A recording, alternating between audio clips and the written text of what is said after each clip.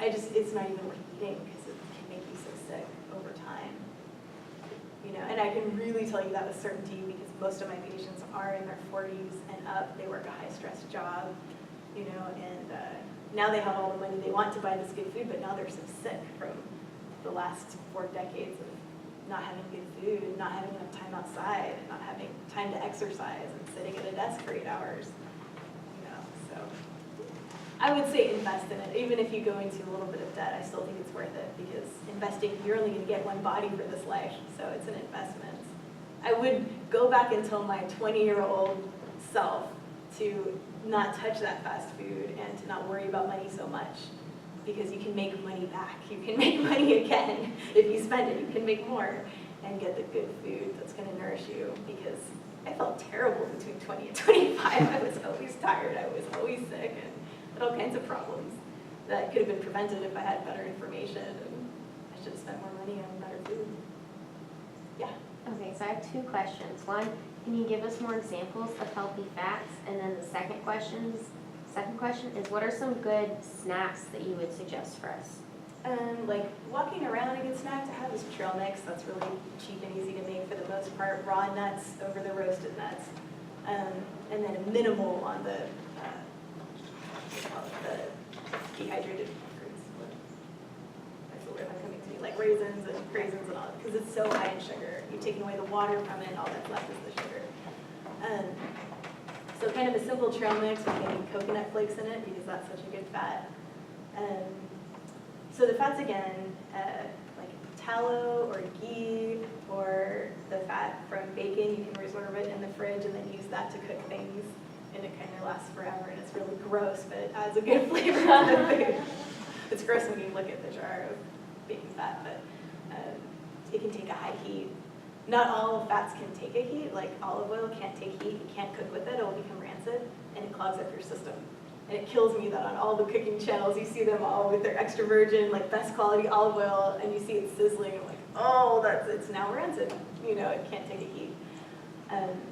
So coconut anything is a great fat. Coconut oil, coconut milk, the coconut flakes, avocado, grass-fed butter, tallow, ghee, which is clarified butter, the bacon fat. Those are the most stable, good fats that will really keep you satisfied, like keep your appetite down.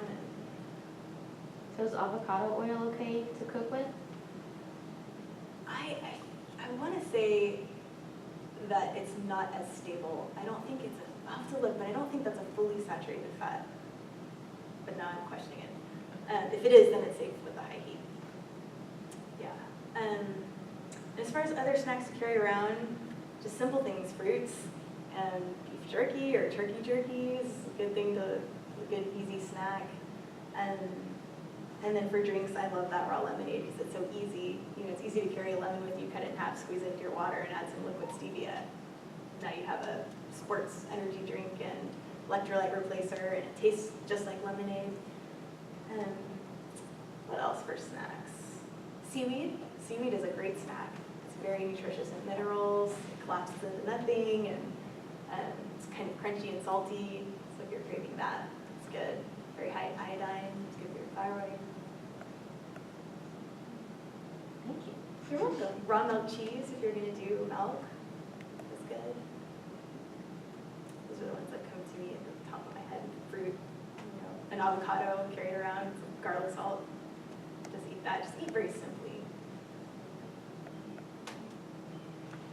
Yeah. When you eat spicy food and your nose runs, is that the same response as it is with soy? It can be, yeah, because for a lot of people, some of those spicy, it's very common to have like a pepper food allergy, so that's quite likely that it could be that. But it also does, I mean, it's hard to say. What you can do, if you really think you might have a food allergy, which we all to some extent do, you can get a food test. It's called the ALCAT test, and it's just a blood draw, one vial, and then they can tell you all the foods you're allergic to and how allergic you are. They rate it from green to yellow to red. So if you're in the red, you should never eat it, and if you're in the greens, those are the foods you digest really well. And I have seen that change people's lives. Like moms with kids with horrible temper tantrums, and then they get the food panel done and find out what they're in the red zone for, take that out of the diet, and then the temper tantrums can go away. And adults have temper tantrums too, just we can be a little more passive aggressive and keep it more inside. But yeah, it's good to find that out. It's not very expensive to get the simple panel. It'll test you for all the really common things people are allergic to, like dairy, wheat, soy, eggs, and then a panel of fruits and veggies. So LCAT test if you want to do that. Anyone else have any more questions? Okay, well, let's give a round of applause to Devin for coming.